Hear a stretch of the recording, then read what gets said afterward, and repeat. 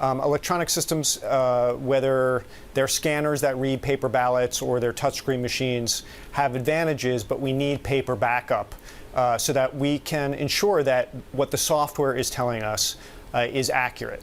Now, some of the best case scenarios are machines where they record the vote electronically, but they also simultaneously create a paper record. Right. And you can actually see that at the same time. So then you could take any individual machine or group of machines and audit the results and check the paper, check the results. You would actually have access to the voter database. Yes. Yes. Which means you would be able, in theory, to change the votes. That's correct. There are still voting machines out there right now that he would be concerned with because, like WinVote machines, they don't actually produce a hard paper trail. If you don't have that, he says, that can be very hard to tell whether a cybersecurity attack actually happened. Well, fortunately, about 70% of American votes are already recorded on paper. And there are only 5 states left that are completely paperless.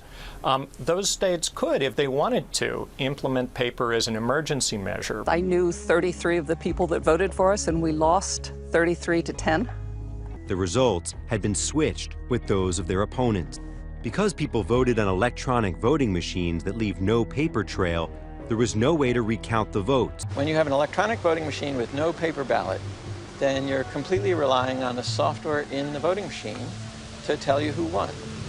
And software is easily replaced in a computer, so somebody can replace it with fraudulent software that lies about who won. There is actually a consensus on what we should do here, where we take a small percentage of the paper ballots at random and make sure that they match what the machines recorded. It's pretty simple. Unfortunately, most places don't currently do them, and some actually can't because they use the machines that we mentioned earlier, where you vote directly on the machine and there is no paper trail at all. They are called direct recording electronic voting machines, or DREs, and they are very bad. If something goes wrong with one of them, you would basically never know because you can't audit the results.